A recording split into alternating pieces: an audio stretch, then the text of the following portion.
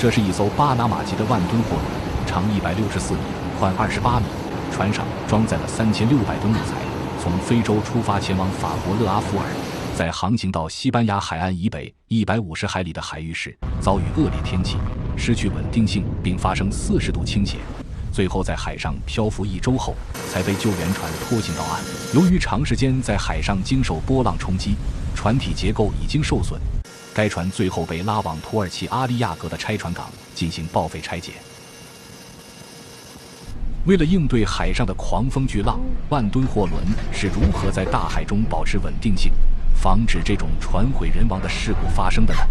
接下来我们就来看看能够帮助大型船舶保持稳定的几种稳定装置。首先，第一种被动装置比龙骨。比龙骨具有固定的机翼或鳍状形状，安装在船体侧面。比龙骨的长度约为船的2/3，为了避免损坏，它们通常不会突出到船舷或龙骨线之外。比龙骨在水中随之摆动而产生湍流，这会有效地抑制船只的摆动幅度。随着船的行驶速度加快，其稳定性效果也会增强。第二种防倾水箱，它安装在船舶的两侧，没有风浪时两侧水位相同。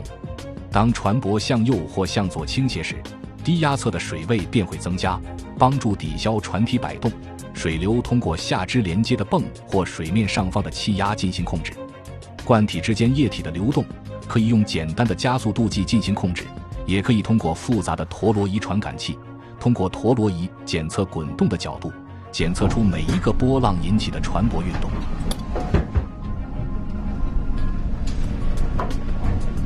第三种稳定装置，主动减摇旗。这是一种形状像旗的装置，用于抑制船舶的滚动或倾斜运动。减摇旗安装在船体两侧，可在船舶灵敏陀螺仪系统的控制下向各个方向移动。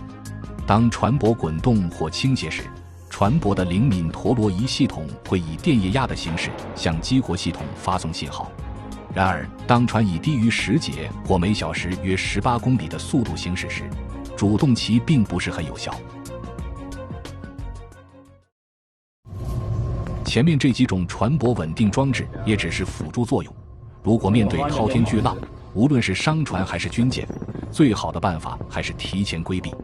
那么一般的军舰和商船能够抵御多大台风呢？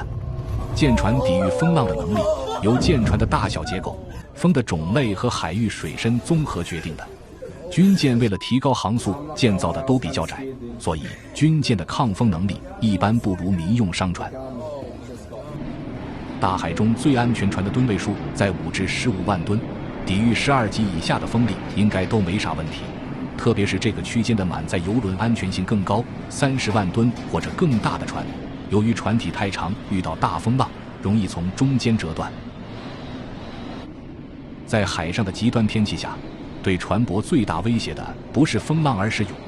海啸其实就是涌的一种，舰船航行的海域越宽广，水深越深，涌对船舶的威胁就越大。海上事故发生大多数都是涌导致船体失去平衡而侧翻沉没的。